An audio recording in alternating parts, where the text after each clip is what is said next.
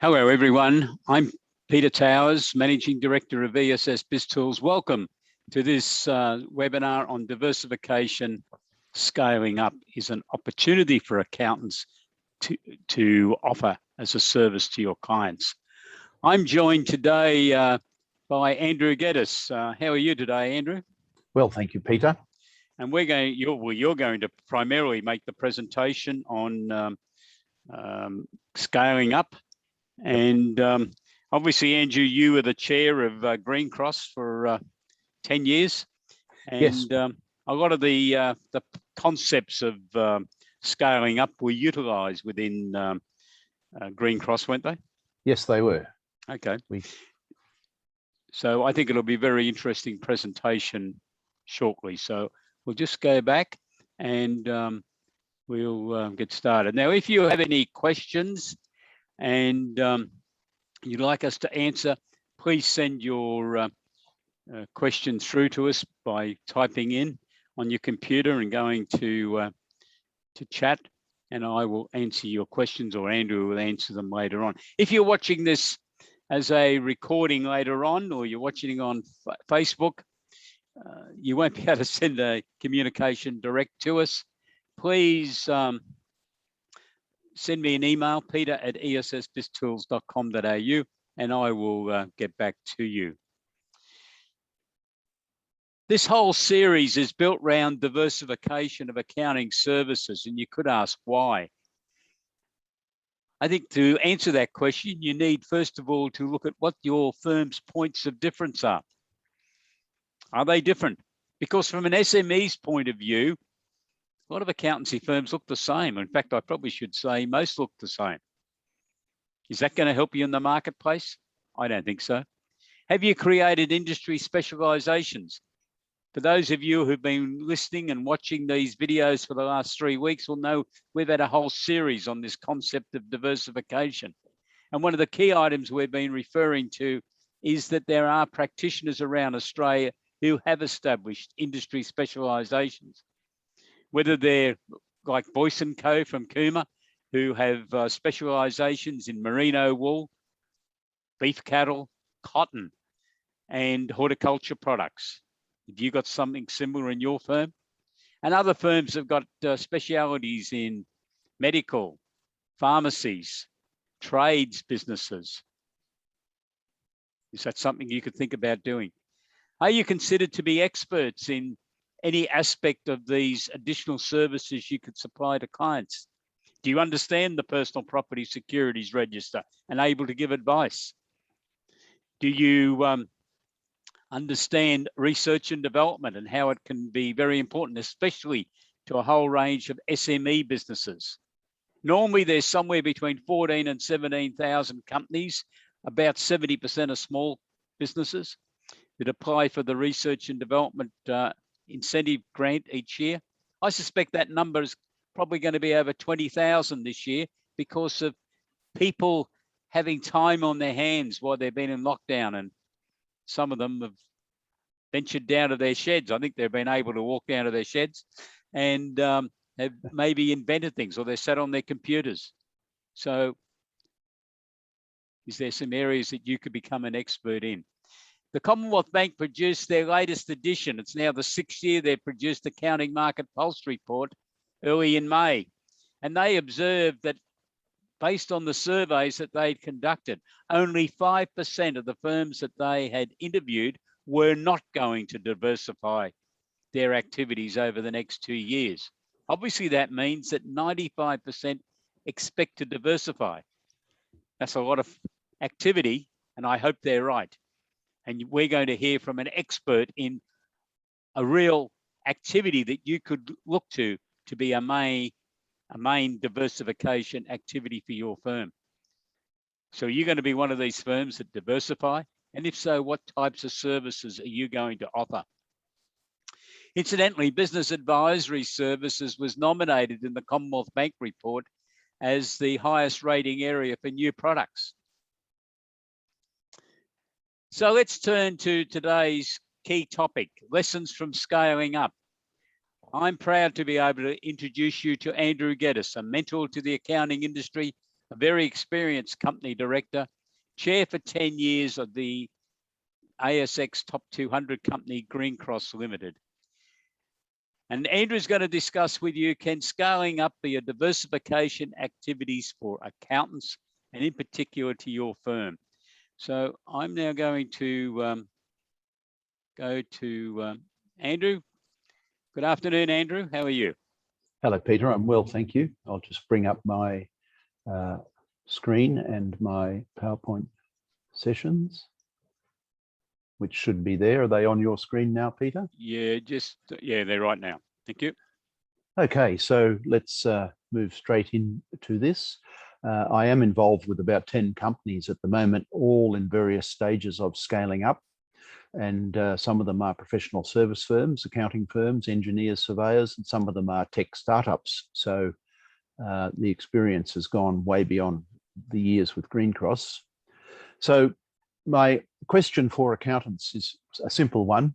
If you want to diversify your services, which area? What do your clients need? And when I look at the profit and loss statements of small business companies, they pay money for accounting and tax, planning and compliance services. They pay money for IT, putting in the infrastructure and looking at what apps they might use and looking at how the systems could be developed. They pay money they outsource quite a bit of their HR activity due to the complexities of the legislation, recruiting, performance management, retrenching, contracts, payroll, making sure we get it right. They pay money to outsiders to help them with the brand development and digital marketing, the building of websites, and then the use of various social media and e-news marketing. They pay for digital transformation of their manufacturing and or their various transport and sourcing activities, or in farming for the whole activities associated with that, for quality assurance.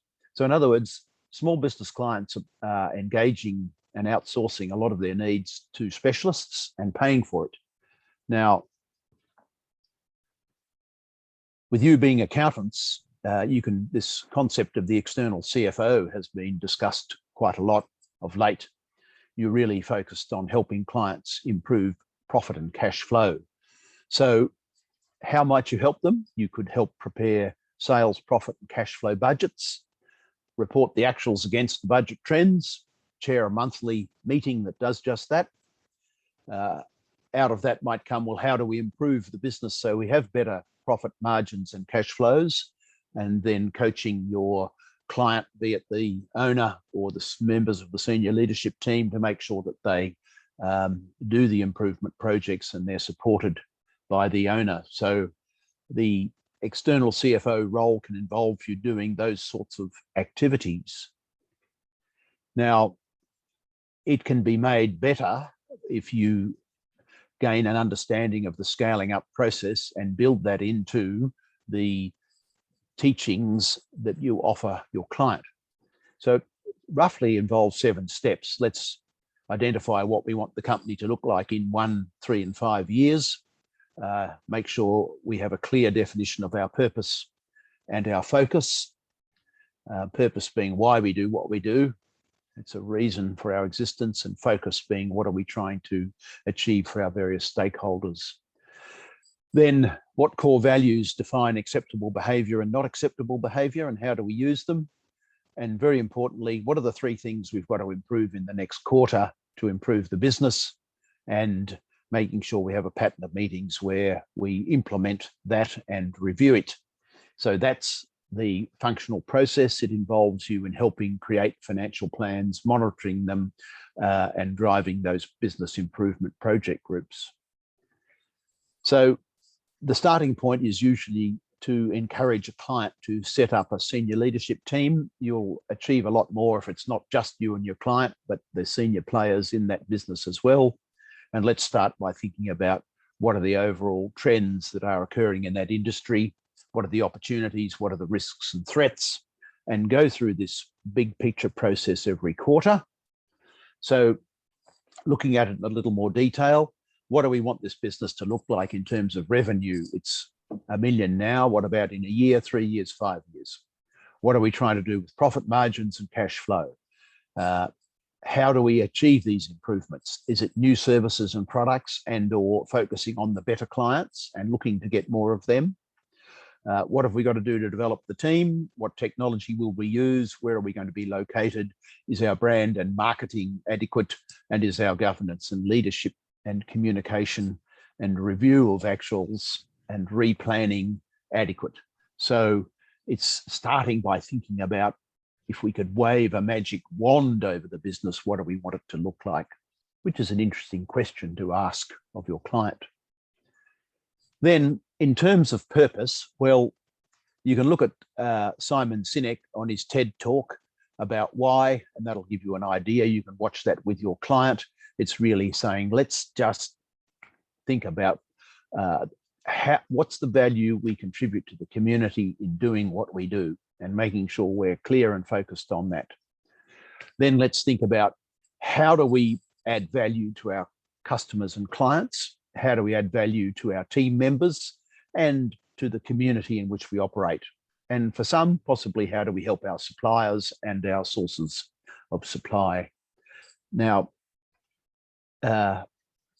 team members is very important because we've been locked down, immigration has backed off, and it's most of my clients are struggling to attract and retain good people at the moment. So we've got to create a positive work atmosphere. We've got to help our clients do this, improved communication, good behavior, use of core values, and rewarding them and helping them with their career development, the improvement of their skills. Part of setting up a senior leadership team is offering this within the business that helps your small business client attract and retain good people. In terms of core values, you can share this with your client. This is from an author, Rob LeBow, suggesting we should structure our core values around these concepts, these principles, because it's about creating an environment where we can earn their trust. We used it to create core values for Green Cross. The senior leadership team did this, and you can have a look at these core values in the slides. I often give these to my clients and say, well, use these as a guide and come up with your own. So I'll just refer you to them so that you can use them. Mind you, I would add that Green Cross got bought out by private equity, and they haven't managed their veterinary division well at all. They haven't used these core values, and they're finding it quite difficult. The business is not what it used to be. Yeah, okay. I won't say any more about that, but so you can use core values with your people in terms of, hey, I've just seen you do this. It's reflective of our core value. Thank you very much. Or I've just seen you do this. It's not reflective of our core values. Are you aware of that? And what might you do to change your behaviors? So adjusting feedback structured around core values drives it home with your client and with their team members day in, day out. As a business advisor helping clients, you need to teach them how to use these core values in that way. Then you can think about what are the things we've got to nail in the next 3 months. Now, this is, as an accountant, if you're going to be an external CFO, if you set up a budget, it's worthless unless you think about how we're going to achieve that budget. And perhaps we should build some stretch into our budgets and then think about what are the areas in our client business that have to be improved, and thinking with the client, identifying 1 or 2 or 3 things that we have to nail this quarter, and setting up a project group involving some of the client's team members in meeting regularly. So a project group should say it was, let's build a more effective website. That's in order to get more people visiting the sites, more clicks leading to either writing of tenders or sale of products online or whatever it might be. So we want to improve our website and its use as a digital marketing tool. Who are we going to involve in that project group? Perhaps it's the owner, maybe it's one of the young sales team that is quite good in terms of technology usage. Maybe it's a crusty old resistor of change that probably would benefit from being involved in such a group. So let's meet once a week and identify what do we have to do to improve our website. It might involve briefing an external website builder. It might involve identifying our why. It might involve interviewing some customers to identify with how they use our current website, how it might be improved, and then working with people to build it. So it comes down to a whole bunch of actions. Now, we'd suggest you list those actions and who's going to do it and when are they going to do it by and what are we going to measure. So in setting up a project group, the first meeting really looks at all of the actions that we think are needed. Then each time we meet, we get feedback from the members of the project group about what have they actually done. And rather than delete the item from the action list, I just change the color of it so that every meeting you begin to have more items that have been converted from black to green or red or whatever colors you want to use. And it becomes a way of managing that particular project and creating some enthusiasm, because as we get things done, it's quite exciting for the members of the project group. Now, you as an external advisor don't have to be a member of the project group, but your small business client has to run this, and you could help them by identifying one or two projects you could be involved if you wished. Then the next step is, well, who's responsible for the various functional areas in the small business, and does all the team know who runs these various functions? So we've split HR into two component parts because it's a big area. One is recruiting, selection, induction, and the contractual admin around that. And the other is about improving skills, training, and performance management. Then looking at our technology, our structure and our processes, financial management, reporting, brand development, marketing, proposals and sales management, occupational health and safety, and Q&A. Who's responsible for each of these functional areas? And if we're going to have a monthly meeting, let's look at how are each of these areas going, and are we improving what we're doing in them?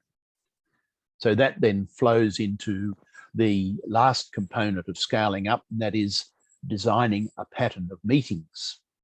Should we have an annual planning meeting where we review this whole process and review development direction, focus, purpose, values, identify the three things we've got to nail, set new budgets, allocate new teams, review functional responsibilities?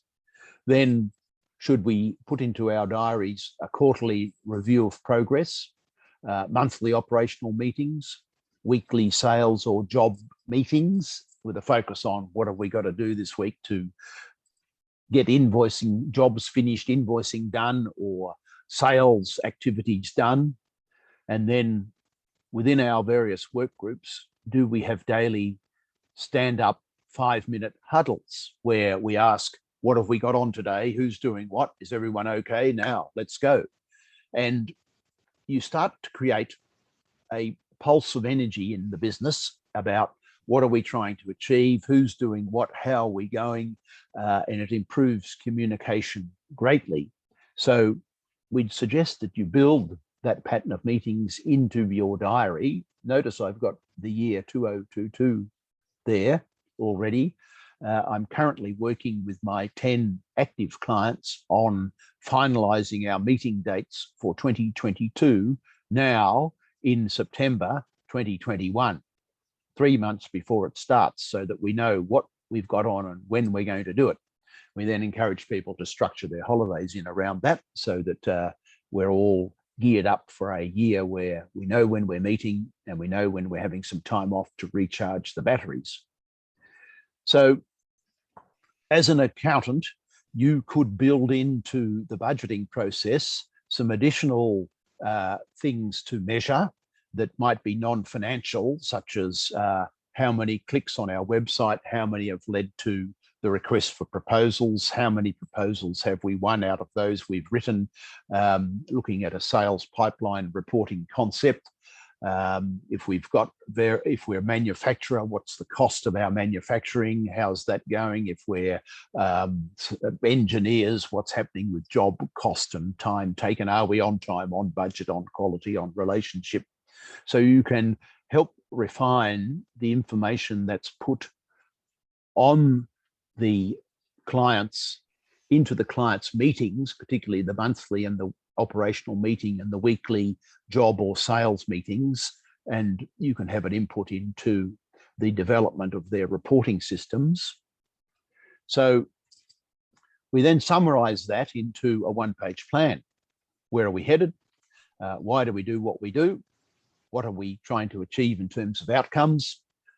What are our core values? What are the 3 projects we've got to nail this quarter?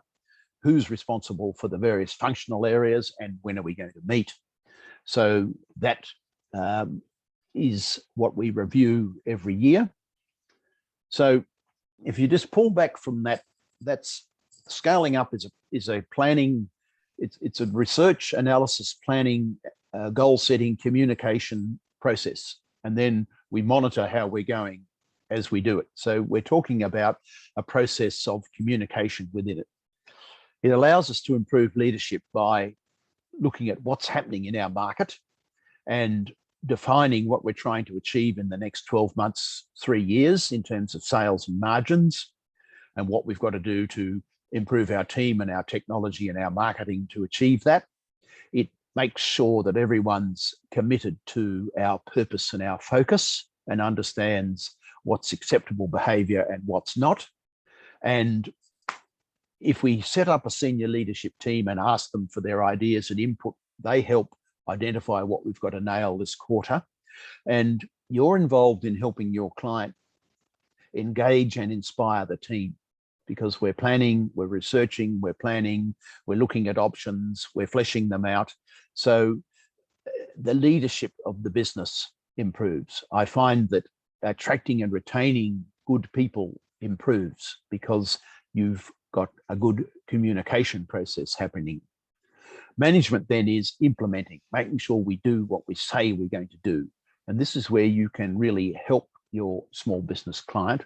By being the external CFO, you can help them improve their leadership through better research, analysis, and planning and reporting, and then through making sure we implement and running those monthly and quarterly meetings. So if you want to diversify your services, what do your clients need and in which area are you going to work? You're involved in accounting and tax planning and compliance at the moment. Do you want to help them with IT, HR, brand development, digital transformation, QA, or is being an external CFO and using a scaling up process the way that you can offer your external CFO services? So in terms of that particular role, I see that naturally evolving out of your core skills as an accountant, and you can say to the client, you know, I can help you prepare financial targets and to report against them and to chair your monthly operational meetings. That might evolve into quarterly meetings. I've found with COVID and lockdowns, I'm meeting with my managing directors fortnightly and we're having a monthly operational meeting, whereas we used to just do it quarterly. So you're coaching your client to make sure the business improvement projects are identified and a project group is set up to work on them, and that's reported regularly. Now, how might you sell and price this service if that's what you decide you'd like to do to diversify your accounting firm? So within the ESS BIZTOOLS material, there is a needs review questionnaire. You could select a receptive client who you think needs help to improve aspects of their business and go and sit down with them, table the needs review questionnaire and just have that conversation, ask the questions and talk it through.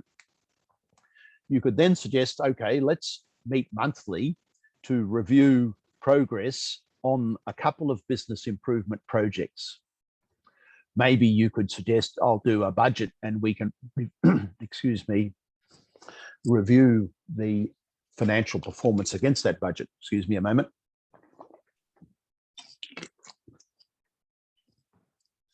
Now, you identify one client who has a need, who's friendly, receptive, and likely to say yes. Tell them how much they've got to invest. Is it $1,000 a month or 2 or 3? You can think about how much time is it going to take me to do this, and what's the production cost of that time in terms of the targets you're trying to achieve in your own accounting firm. And if you don't know how to do that, you need to apply scaling up to the way you run your accounting firm. Now, just by starting with one client, you can learn from that involvement, because if you've got several hundred accounting, tax, compliance clients at the moment, you might struggle to do this role with more than 1 or 2 clients to start with. So I used to travel the country doing consulting work and running management training programs. That's all ceased with the advent of COVID and my increasing age. And basically I have 10 clients. The most recent is a mechanical engineering business turning over about 10 million.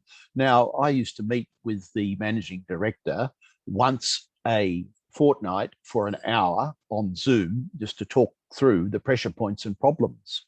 As a result of that, we set up some project groups and began working on business improvement.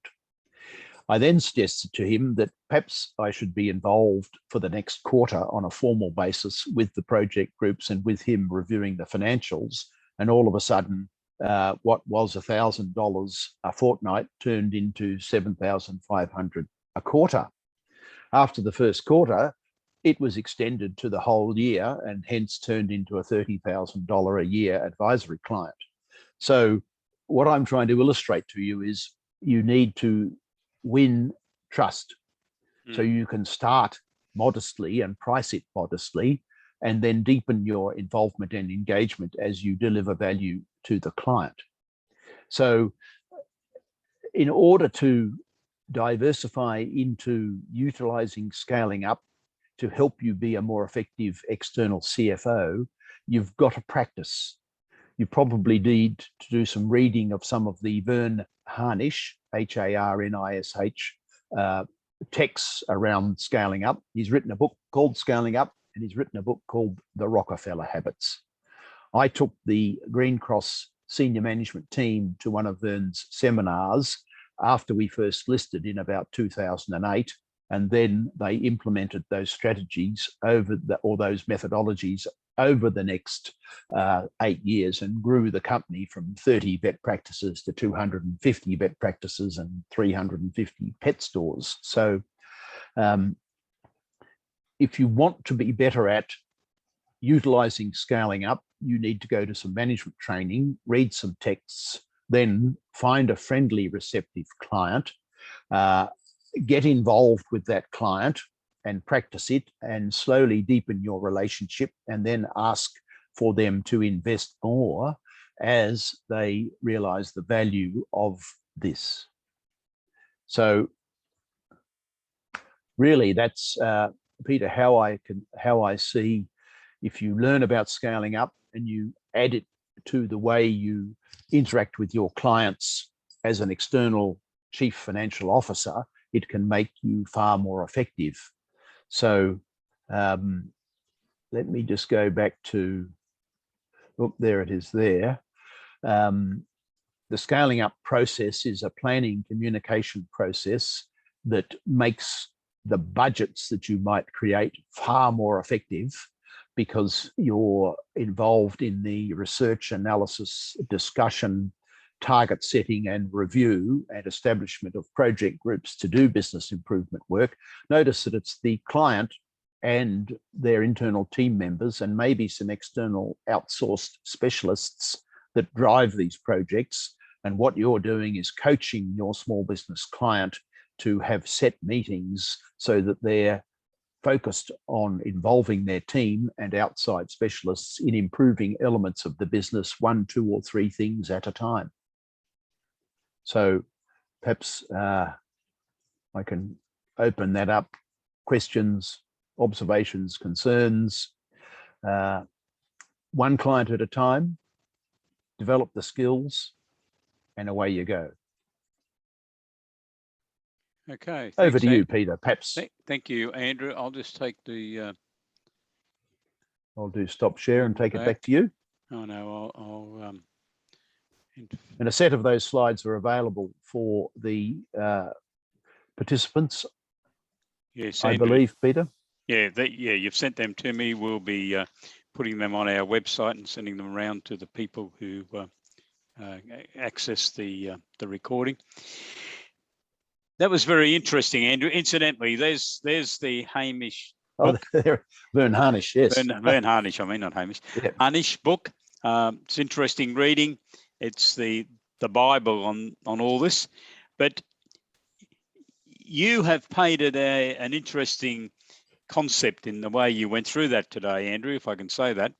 Yep. Because in Harnish's book, he's talking about turning very small companies into outstanding companies, very high turnovers. I think what you've illustrated is that doesn't have to be the only vision that a company has. The vision might be to go from $1 million to $4 or $5 million and create over 5 years.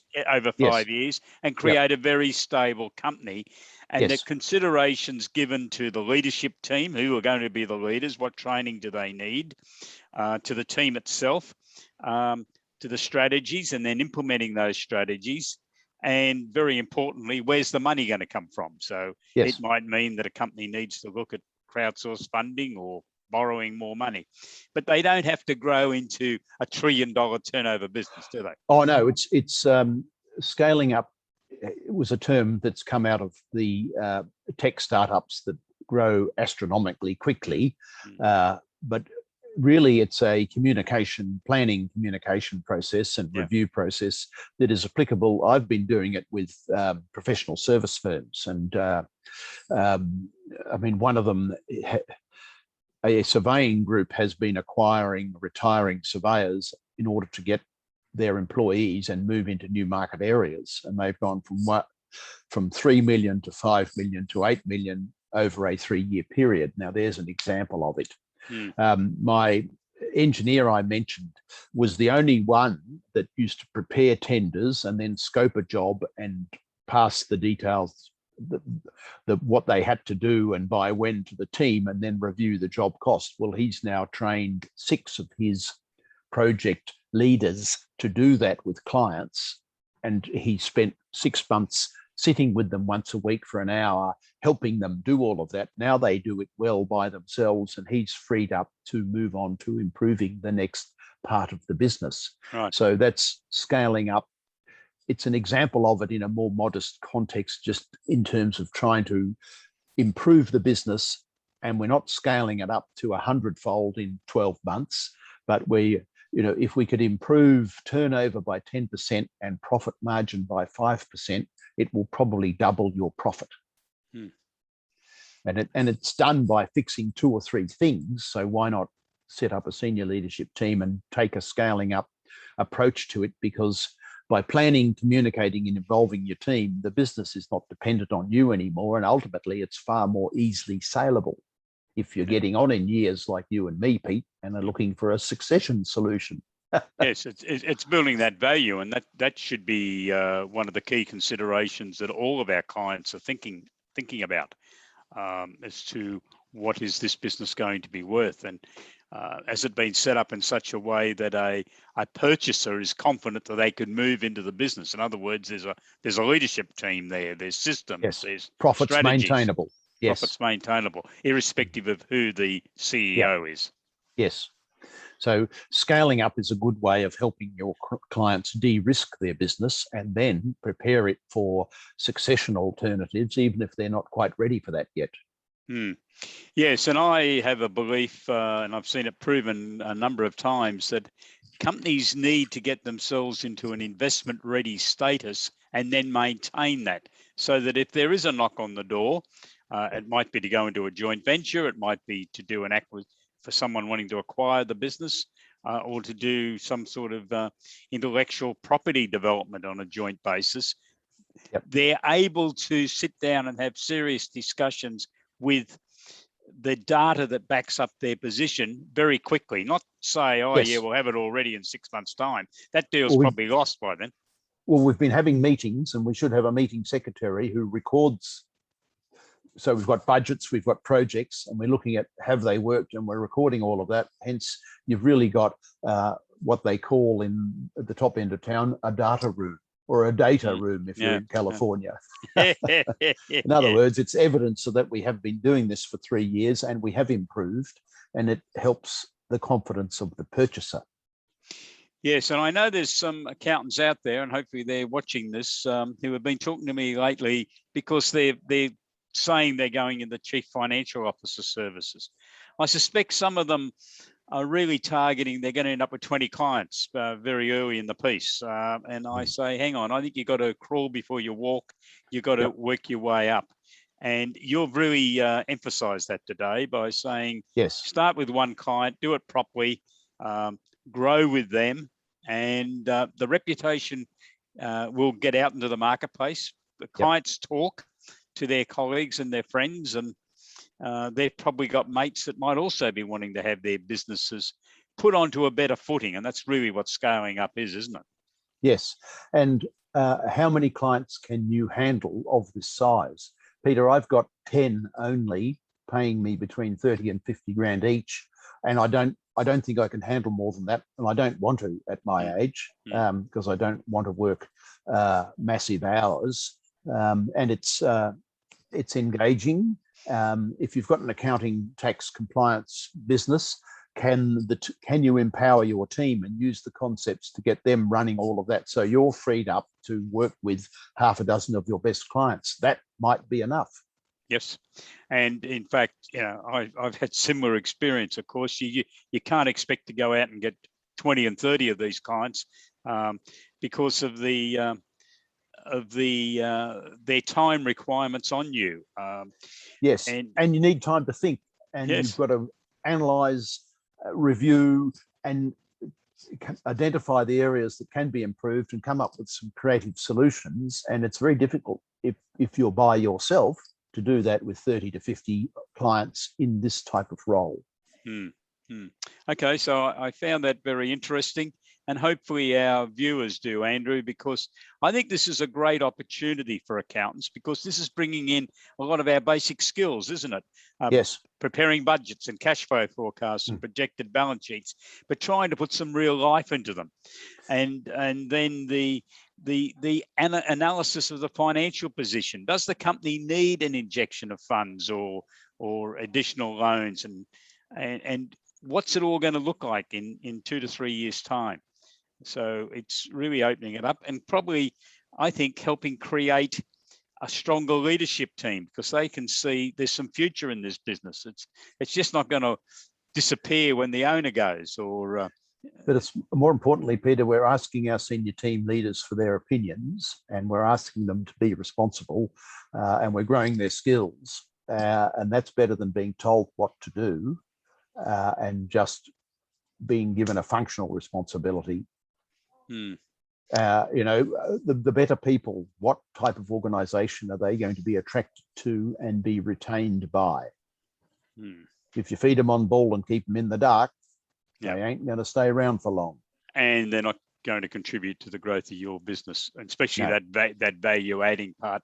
And one of my, as you know, I was a consultant to the Oz Industry Commercializing Emerging Technology program 10 years ago.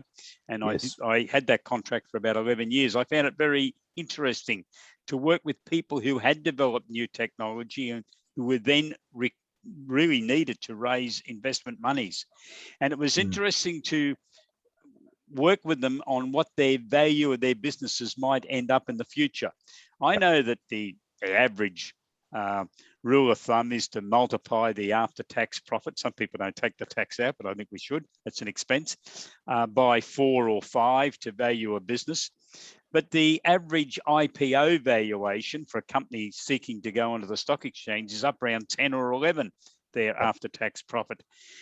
And I think there's an opportunity through companies, smaller companies adopting what you've just talked about as part of the scaling up process, to be doing it in a deliberate manner, to be able to convince a potential investor that the multiplier that should be applied to them is higher than 4 to 5. Maybe it's closer to 7 or 8, or even right up at that IPO figure, because you put all these activities and infrastructure into place. You've de-risked it, hence you get a better multiplier. And in raising capital for some of the tech startups, we're saying we haven't got any profit now, we haven't got any revenue now, but in 3 years' time, we're going to have 10 million after tax, and multiplied by 10 is 100 million, but we'll discount that by 35%. And therefore, we're looking for $1 million in investment money and whatever percentage of equity that is. And that's how they're raising capital on future profits, but it's all backed up by a scaling up methodology that says, there's the budget, but here's the management team, here's the product, here's the reason that the product is going to be successful in the market. We've done market research. And look, in the last 3 months, we've raised 2 million for one company and 1.5 million for another company doing exactly that, Peter. So again, I was really, today's presentation was more around helping existing businesses, but if you move into the tech startup businesses, there's a specialty role to be played in looking at projected future revenues, but is the idea sound? Is the management team sound? Can we deliver? And then seeking investors, and they're certainly out there. Oh yes, and there's been some real success stories around Australia in the last year or so in those areas, hasn't there? Yes. So thank you very much. I might just take the screen back if I can and just do some follow up on diversification. Yes, you've got it. Yeah, I'm just taking it back now. Yep.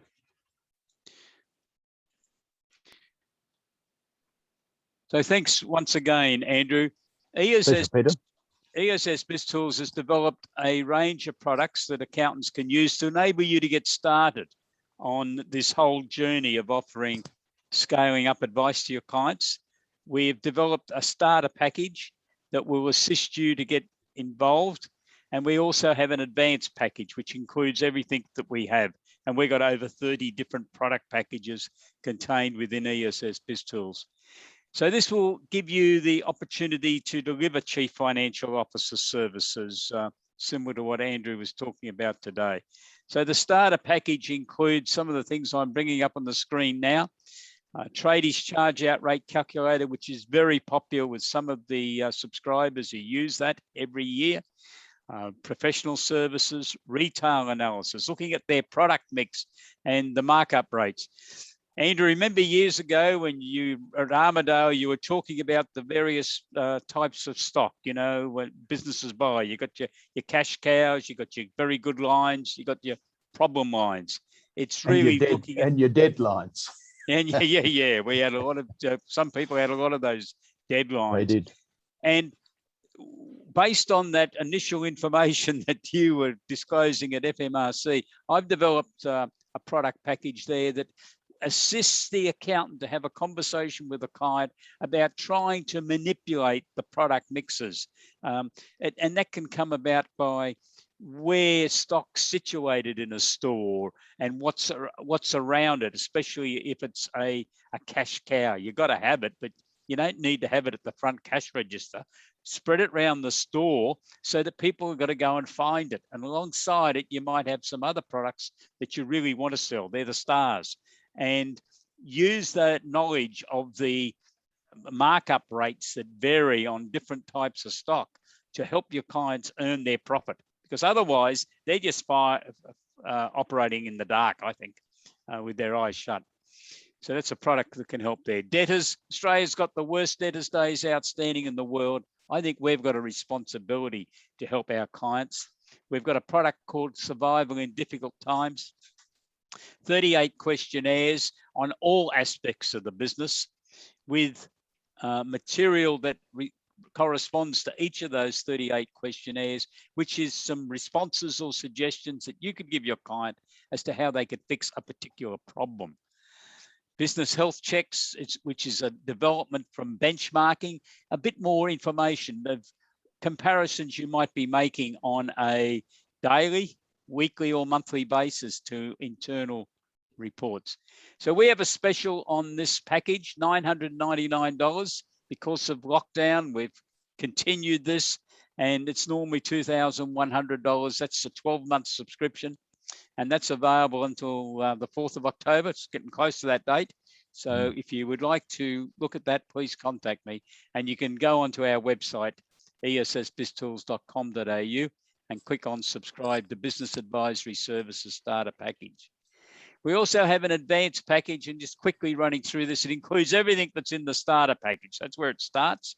And then it includes a grant finder, because government grants are there. There's millions of dollars every year around Australia.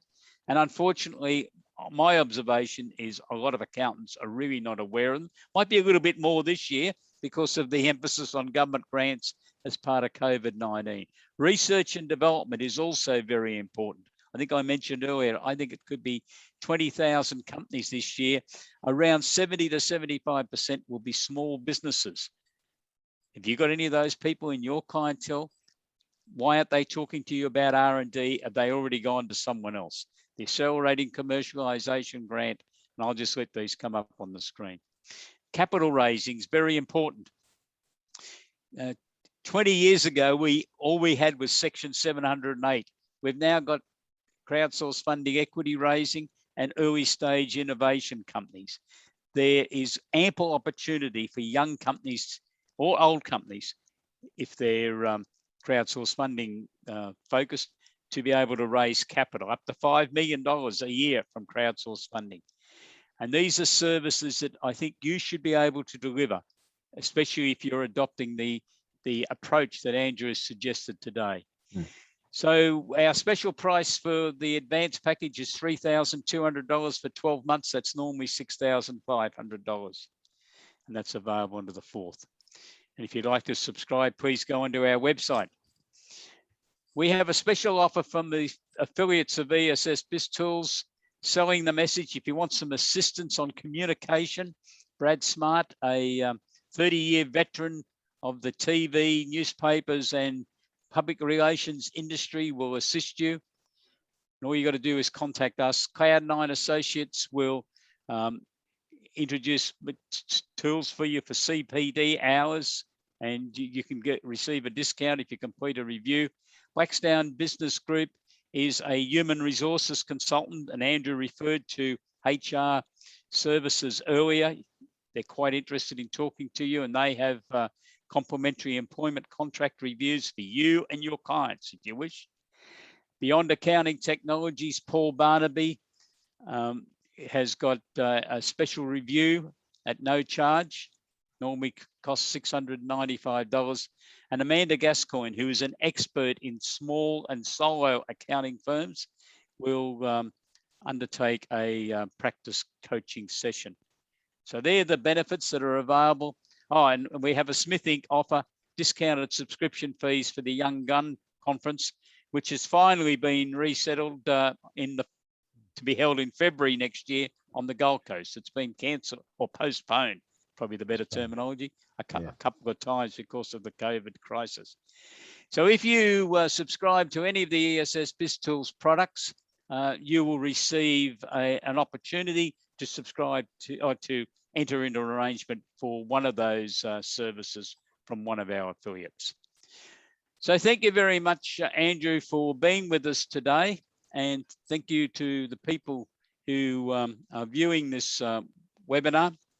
And Andrew, I think you gave an excellent overview of what accountants can achieve in services for their clients by proactively approaching this scaling up. I find some people are very nervous or believe they don't have sufficient experience or knowledge, but everyone these days is a university graduate. They've been through the PY or the CPA accreditation courses. The secret, Peter, reading, the secret to it is not thinking you have to tell clients what to do. It's asking the clients which areas could be improved, who in your business might help. Let's all get together in a room and look at what could we do to improve this. So you become a facilitator of asking of questions and the identification of some actions. And hence you don't have to tell them what to do. As I keep saying, it's a planning, it's a facilitation process. Ask, listen, identify, flesh it out with their input, create an action list, and then come back a month later and say, how have you gone? Mm. And Okay. if people realize that they don't have to be an expert in every industry or sector, the client and their senior people are experts in the sector because they're working in it every day. Mm. Mm. And we shouldn't be scared of it, should we? I suppose that's what I was getting at there. And that reluctance then means that people, I don't think, get as much job satisfaction out of offering some of these services as what they should. Well, they're frightened that if a client asks a question, I haven't got the answer. Mm. You don't need the answer. You've got to say, well, I don't know, but let's find out who has got the answer. Mm. Maybe it's one of our team, or we need to look further. Don't be frightened of not having the answer. The value is in asking, identifying, and working with the client and their team on how we might fix this and improve the business. Which again is very similar to what happens in day-to-day businesses. I was the CFO in a listed public company. I got asked a lot of questions that I couldn't answer when the CEO first asked me. But I went away and found out. And sometimes, of course, I had to talk to external people, external accountants, lawyers, marketing people, or I got someone in my own team that was able to find the answer. And we fed that back to the CEO. So you're right. You don't have to have all those answers straight away. No, it's a research, analysis, planning, goal setting, review process. It's a communication process, being a business advisor. And if you bring enthusiasm and honesty and are open, saying, I don't know that, but does anyone know the answer? And away you go. Okay. Often the client gains value from having to express it verbally. It's all in their head, all jumbled up, and you just say, tell us the problem. Now let's look at what we might do to fix it. And in the client articulating that, they gain clarity of insight and often the confidence to act. And hence you've helped them solve the problem. Being a sounding board is basically what I do for my clients. And they find that, I keep asking why, and why do you think that's so, and how do we work on that? And if you just learn to keep asking, you'll often get down to the item or area that needs some attention in terms of improving it. Okay. Righto, Andrew, thank you very much for your contribution today. It's been fantastic. Thanks, Peter. Pleasure. And I hope our subscribers and new subscribers get great value out of it. So you look after yourself, Pete. Stay safe. And I shall. Lock in. Yeah, I got a feeling that might be happening all over the place at present. Indeed. Thanks, Pete. Okay, See you. Bye-bye.